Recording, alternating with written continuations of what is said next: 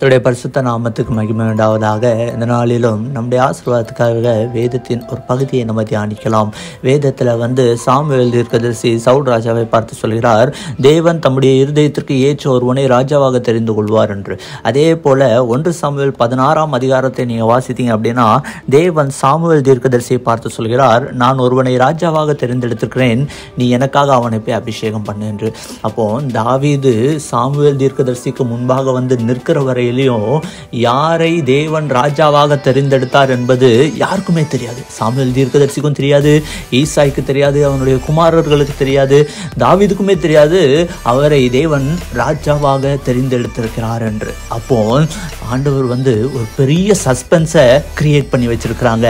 கரெக்டாக தாவீது முன்னாடி வந்த உடனே அந்த சாமுவேல் தீர்க்கதரிசியை பார்த்து சொல்கிறார், இவனை தான் ராஜாவாக தெரிந்தெடுத்திருக்கிறேன், இவனை அபிஷேகம் பண்ணு. அப்போ காட் ஒரு பெரிய சஸ்பென்ஸை கிரியேட் பண்ணி வச்சுட்டு அதை கடைசியாக ரிவீல் பண்ணி சாமுவேல் தீர்க்கதரிசி மூலமாக தாவீதை அபிஷேகம் பண்ணி அவனை ராஜாவாக உருவாக்குகிறவராக இருக்கிறார். அப்போ காட் நம்ம லைஃப்பில் கூட நிறைய சஸ்பென்ஸை கிரியேட் பண்ணி வச்சுருப்பாங்க. அந்த ஒவ்வொரு சஸ்பென்ஸ்க்கான பிளெஸ்ஸிங்ஸும் நிச்சயமாக நம்ம கிட்ட வரைக்கும் சேரும். ஆனால் அதை பெற்றுக்கொள்வதற்கு நம்ம ஆயத்தமாக இருக்கணும்.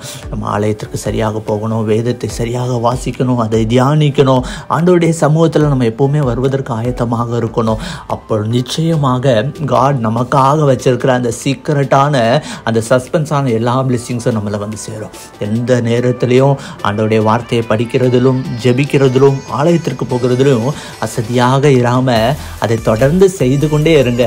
நிச்சயமாக சரியான நேரத்தில் காட் எல்லார் முன்னாடியும் வச்சு உங்களை பிளஸ் பண்ணி உங்களை ஒரு உயர்ந்த இடத்துல வைப்பார். இது நீங்கள் தியானிங்க, இது நிச்சயமாக உங்களுக்கு பிரயோஜனமாக இருக்கும். கடவுளுடைய சஸ்பென்ஸாக இருக்கிற எல்லா பிளெஸிங்ஸும் உங்கள் லைஃப்பில் ரிசீவ் பண்ணுங்கள். சந்தோஷமாக இருங்க, ஆசீர்வாதமாக இருங்க. இது உங்களுக்கு பிரயோஜனமாக இருக்கும்னா இதை மற்றவர்களோடும் பகிர்ந்து கொள்ளுங்கள்.